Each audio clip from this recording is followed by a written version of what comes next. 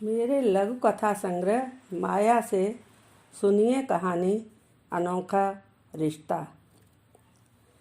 Primary विद्यालय के शिक्षक प्रमोद शर्मा के एक बेटा और एक बेटी थी। माताजी का देहांत हो गया था। पिताजी इनके साथ रहते थे।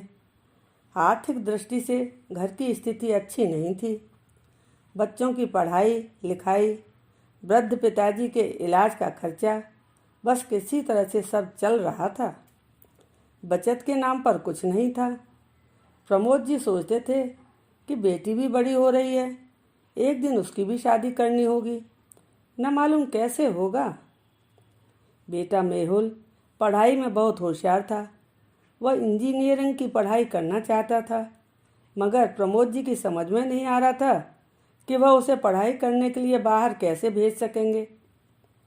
मेहुल जब भी परेशान होता था, नदी के किनारे टहलने के लिए चला जाया करता था।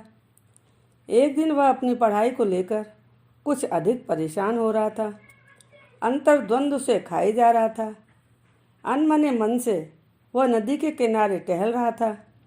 तभी उसने देखा कि एक बुजुर्ग दंपत्ति नदी के किनारे पड़ी बेंच पर बैठे थे। वृद्ध की तबीयत ठीक नहीं लग रही थी। वह लंबी लंबी सांसें ले रहे थे। उनको ऐसी हालत में देखकर मेहुल उनके पास जाकर उनसे बात करने लगा। मेहुल ने देखा कि वह उठने की हालत में नहीं थे। उनकी पत्नी अनवरत रोए जा रही थी। उनकी समझ में नहीं आ रहा था कि वह क्या करें। बहुत असहाय थीं। मेहुल ने सहारा देकर उन्हें उठाया और नज़दीक के अस्पताल ले गया। डॉक्टर ने बताया कि उन्हें माइनर हार्ट अटैक पड़ा था। उन्हें अस्पताल में भर्ती करके उनका इलाज शुरू कर दिया। कुछ दिनों में ठीक होकर वह घर आ गए थे।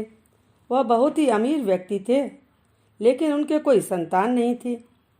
मेहुल को उनसे तथा उन लोगों को मेहुल से बहुत लगाव हो गया था। वह दोनों मेहुल को पुत्रवत चाहने लगे थे। मेहुल प्रायः प्रतिदिन उनसे मिलने के लिए उनके घर जाने लगा था। एक दिन वह मेहुल से कहने लगे, बेटा, यदि उस दिन तुम नदी के किनारे हमें नहीं मिले होते तब मेरी जीवन लीला उसी समय समाप्त हो गई होती। उन्होंने मेहुल से उसके परिवार की जानकारी चाही। मेहुल ने परिवार के बारे में बताते हुए कहा कि वह आगे पढ़ना चाहता है, मगर उसके पिता की आर्थिक स्थिति ठीक नहीं होने के कारण वह आगे पढ़ नहीं सकेगा। उन्होंने मेहुल के पिता से मिलने की इच्छा प्रकट करते हुए उससे उसके घर का पता ले लिया। अगले दिन वह मेहुल के घर आकर उसके पिताजी से मिले और उनसे कहा कि मेहुल ने बताया था कि वह आगे पढ़ना चाहता है, मगर आप पढ़ाने की हालत में नहीं हैं। उन्होंने कहा कि वह मेहुल को पढ़ाना चाहते हैं। उन्होंने प्रमोद जी को बताया कि उनके कोई संतान नहीं है, जबकि उनके पास धन की कोई कमी नहीं है। वह उस धन का क्या करेंगे?